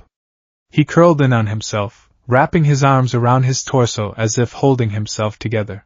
"I can't do this," he whispered, his voice trembling. "I can't be around them. It's too much. I hurt her." All Might sat down on the chair beside the bed, his expression etched with a deep, weary empathy. "Your senses, they are still heightened?" "Heightened doesn't cover it," Izuku said, a raw, hysterical edge to his voice. "I don't just see people, All Might. I read them. It's like their souls are printed on the air in letters of fire, and I'm the only one who can't stop reading. When she touched me, it was like I was drowning in her." He looked up, his eyes wide with a fear that was heartbreakingly familiar to his mentor. It was the same fear he'd had as a quirkless boy, the fear of being different, of being broken. "What's wrong with me?" he pleaded. "The power, the mythic form, it's gone, isn't it? I feel normal. But everything else is wrong." All Might placed a bony, comforting hand on his shoulder, moving slowly, giving him time to react. Izuku tensed, but didn't pull away. Tashinori's aura was a stark contrast to the others. It was a pale, flickering gold, like the last embers of a once great fire, shot through with veins of gray sorrow and a deep, foundational blue of paternal love directed squarely at him. It was complex, but it was quiet. Manageable. "The power isn't gone, my boy," All Might said softly. "I think it has integrated. You are not wielding one for all anymore. You are one for all. The mythic form was its absolute state, a supernova. What you are now is the star that remains. You are denser, brighter, more complex. Your senses haven't just been heightened, they've been fundamentally changed. You are perceiving the world as the quirk perceives it, a tapestry of energy, willpower, and emotion." He sighed, the sound heavy with the weight of his own part in this. "This is a new kind of strength, Izuku. And like any new strength, you must learn to control it. You learn to stop breaking your bones. Now, you must learn to quiet the noise." The words were meant to be comforting, but they only highlighted the impossible mountain he had to climb. He had barely survived learning to control the physical aspect of One for All. How was he supposed to learn to control his own perception of reality? The first test of that control came a week later. Izuku had been released from the hospital, sequestered in the newly rebuilt Heights Alliance dorms at UA, which had become a fortified sanctuary for the remaining Heroes students and staff. He spent his days in quiet solitude, meditating, trying to build mental walls, to filter the sensory flood. He was making microscopic progress. He could now hold a conversation with All Might without feeling like his head was going to split open. But the thought of stepping outside UA's gates filled him with a quiet dread. The news came via an urgent alert on the dorm's main screen. A hostage situation was unfolding at Mythic General Hospital, the very hospital Izuku had just left. A group of organized, well-equipped hostiles had taken control of the entire maternity ward. The news broadcast showed chaos. Police had formed a perimeter, but were keeping their distance. The few pro-heroes on the scene looked tense and ineffective. Then, a message appeared on the screen, hijacking the feed. It was a simple black screen with white text. "We are the unfettered. We hold the birthplace of the next generation. We do not wish to harm them. We wish to save them from a future of dependence. We have one demand. The being known as Deku will stand before the world and relinquish his power. He will prove that humanity no longer needs gods. He has 24 hours. If he appears here, he will be met as a threat. We are not villains. We are liberators." The message sent a shockwave through the country. It was the Unfettered's first major, public act. In the UA Command Center, Nizu and the remaining faculty watched with grim faces. Their leader, Logos, is a master manipulator, Nizu said, his paws steepled before him. This isn't a typical villain plot. It's a calculated move on a chessboard. He has created an impossible scenario. If Midoriya doesn't show, he's seen as a coward who abandons the innocent.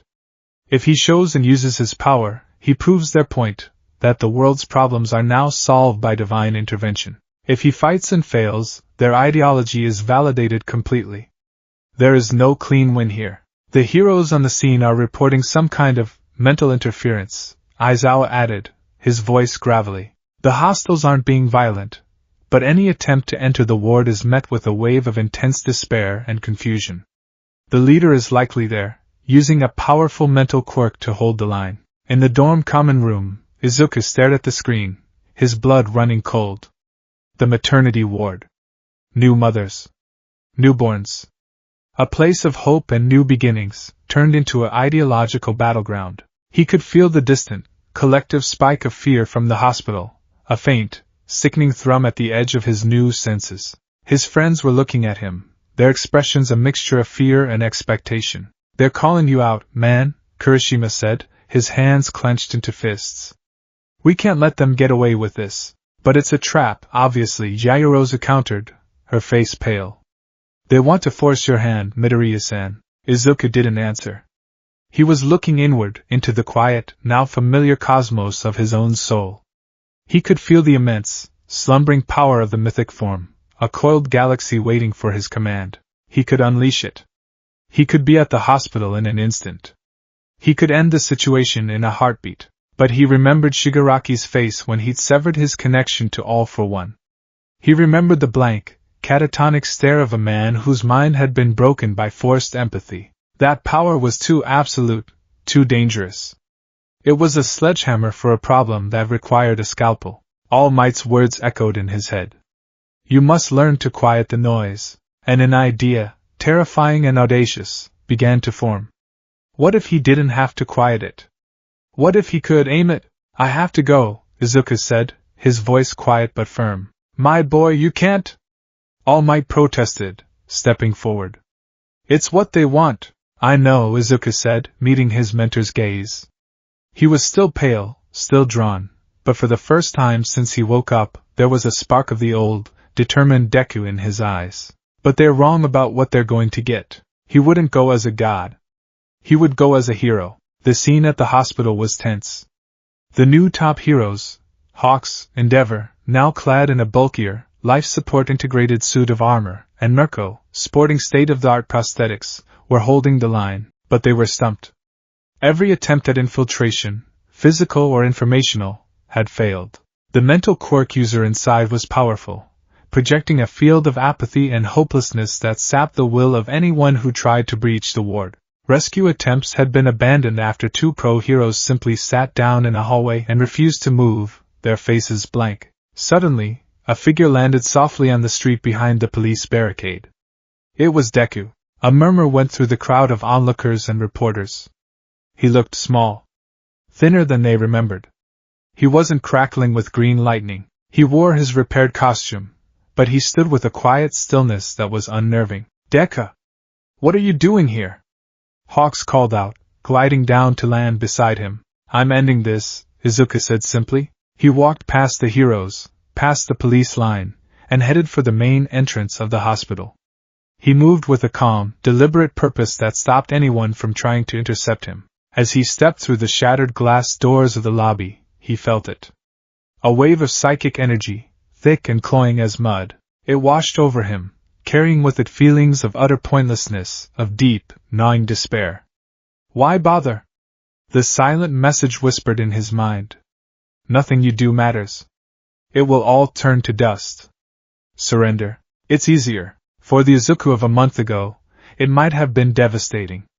But now, his mind was a fortress forged in the heart of a cosmic storm. This mental attack was a child's whisper compared to the cacophony of the vestiges. He didn't fight it.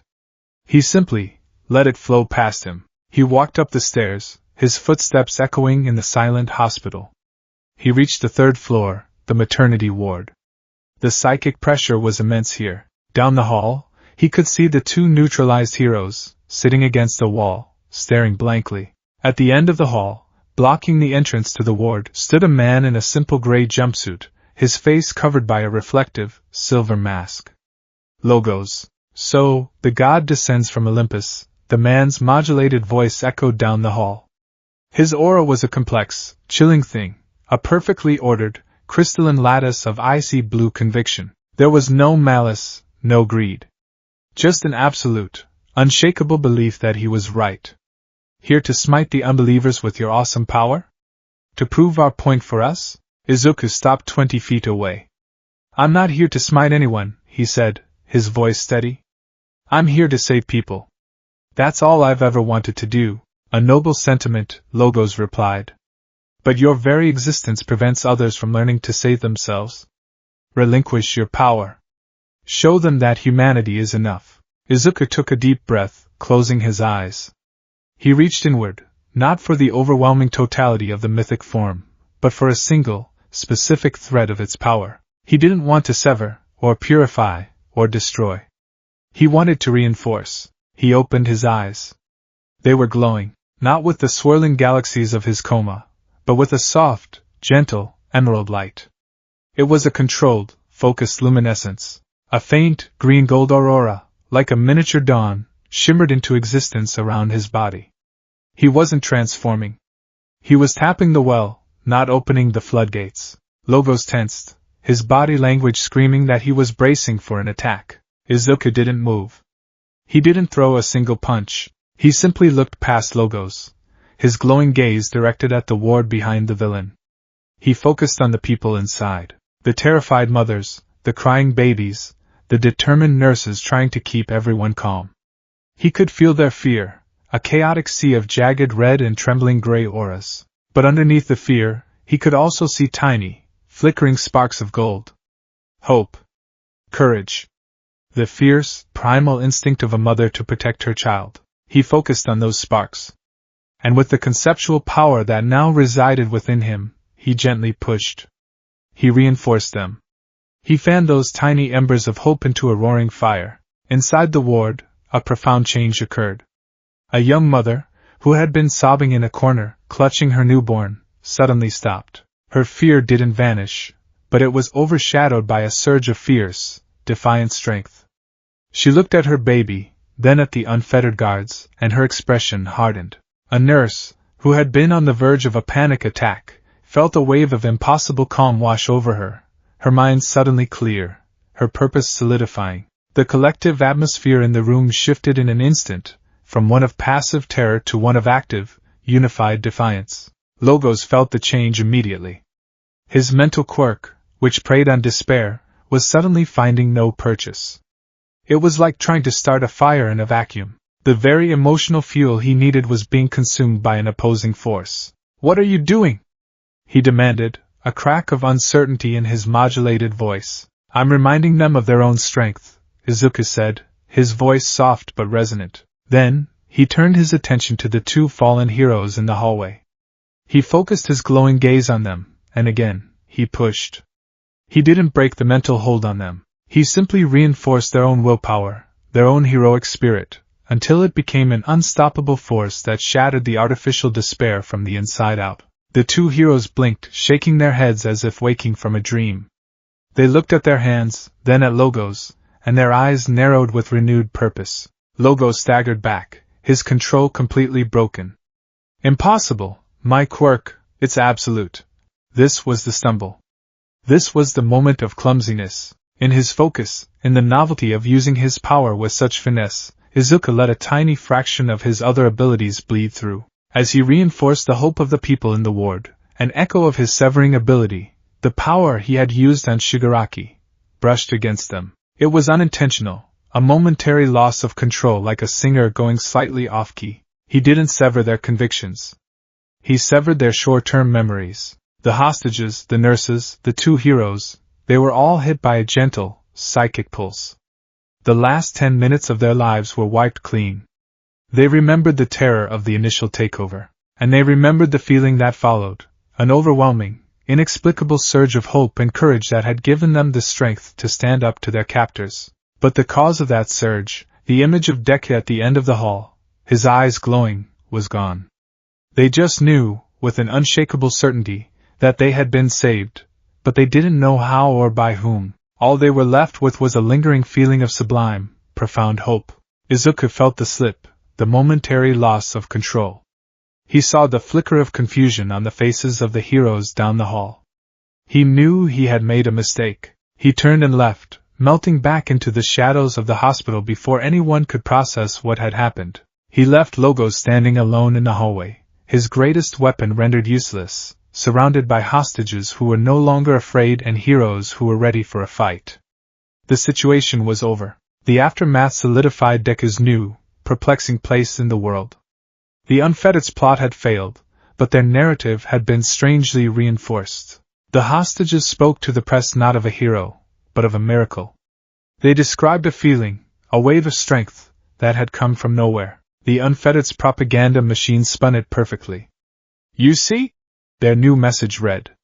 You did not need a god to save you. You saved yourselves. The power was within you all along. They didn't mention Deku at all. They didn't have to. The world was left more confused than ever. Deku had become an enigma. A ghost who performed miracles and left only feelings in his wake. He was no longer a person. He was a phenomenon, and in his quiet dorm room at UA, Izuku Midoriya understood that his journey back to being himself was only just beginning. He had taken his first step, and he had stumbled. The path ahead was longer and more dangerous than he could have ever imagined.